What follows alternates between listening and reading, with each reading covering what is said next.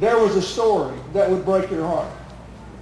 Roanoke, Virginia, this woman comes up to me with tears in her eyes, introduces me to her husband, a nice accountant, shows me her oldest son who was there. They had 3 children. The oldest son had autism, and he was an attractive young guy, but not particularly conversant, and he's a product of the biggest hidden health epidemic in America today. We have tripled the number of children being born with autistic conditions in the last 15 years. And nobody knows why. And all these people are out here to deal with this. Then she takes out her billfold and she shows me the picture of her 2-year-old twins, both born severely retarded, one with half a heart. And she said, here's a woman in Roanoke, Virginia. She said, nobody could insure us. My husband's company, they couldn't insure him anymore because all the other families' insurance premiums would have gone up 40% or more. But my husband's a frugal man and he'd save money, so we quit work, and then I became eligible for some assistance until we ran out of money and we couldn't eat anymore. And then my husband, because he was an accountant, he could take piecework. So he started helping this one, that one, the other one, and he's an honest man, so he always reported it. And she said, next week, we're going to make too much money to keep getting the Medicaid program. And I said, what did the state tell you? Because I knew. She said, the state told me that our only answer was to get a divorce. So she said, those are my choices. We can stay on the government program and starve.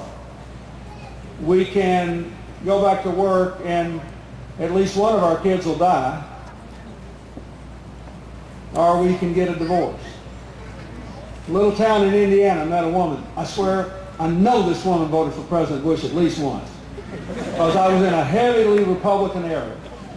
And this woman came up to me and she said, I'm here because of health care and energy. She said, and she's rolling a child in a sort of a large pram, like he was 10 years old and strapped in, and he had a neurological problem and was obviously, quite ill. And she said, my husband had such a good business. He had an independent trucking business, and we made good money, and we could afford insurance for our son and for ourselves. And then with high gas prices, we went broke. And so he became a contract truck driver. That's why he's not here tonight. But I came.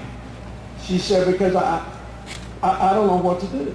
She said, he's got this job, but his employer can't insure us. Look here, our bills are too big. We don't blame our employer on this. But they tell me the only thing I can do to get any help is to get a divorce. And then this woman had tears in her eyes, and all of a sudden she laughed. She slapped me on the shoulder. She said, honey, I'm from Indiana. Those ain't my family values. That's the world we're living in. That is the real world that millions upon millions upon millions of Americans are facing. So you got to hire a president who can understand that this country grows from the ground up, not from the top down. Right? The third thing you got to do is to hire a president who will restore America's standing in the world. A trusted leader. So, I ask you, I don't have to say anything else, do I? Now, if that's the job of the president, if the job of the president is to restore our financial health, to get the economy going again, and to restore America's standing in the world, it is obvious who the president should be, right? Yeah, Obama! And I'm telling you, this is not close. You watch those debates.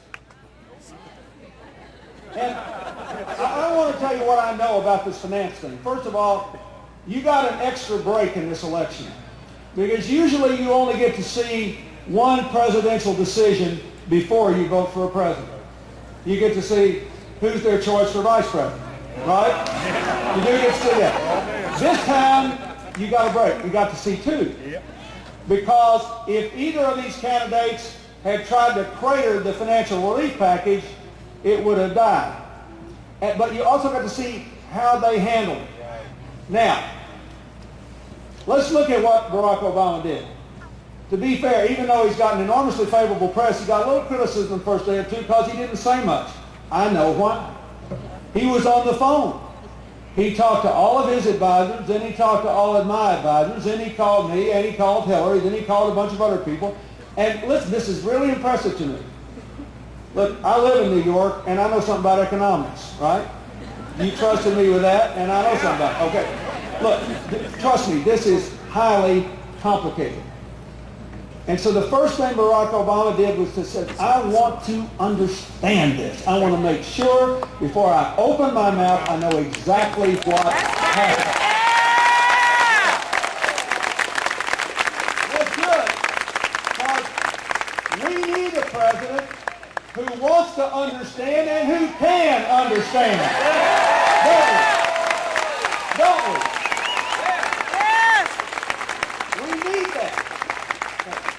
And the second thing he did, which was even more impressive to me, was he said to me and everybody else, all right, now what's the right thing to do?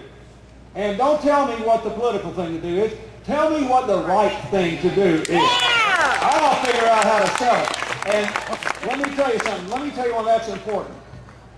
First of all, when we hire a president, we hire the president to win for us, to win for America. And we know there are going to be times when the president will have more information than we do, and we know there are going to be times when the president can't tell us what we want to hear.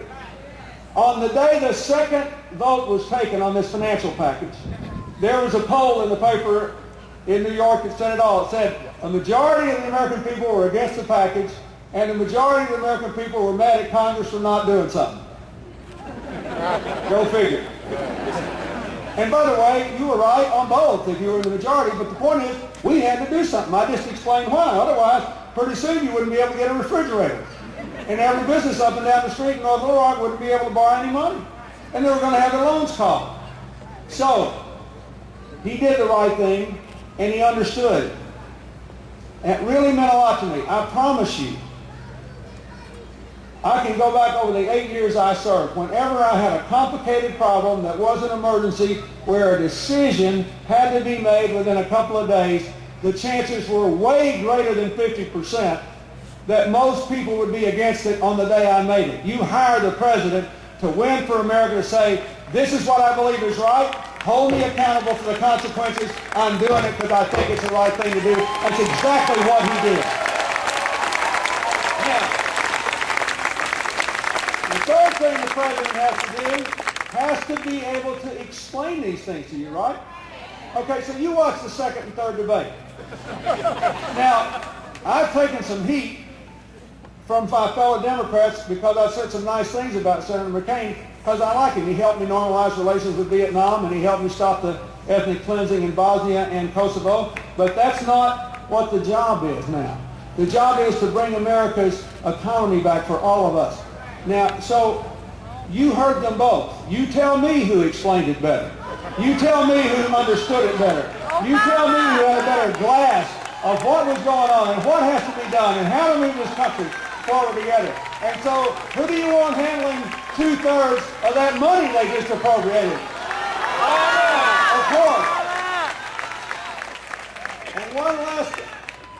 And who do you think will do the best job of quickly restoring our standing for peace and prosperity in the world?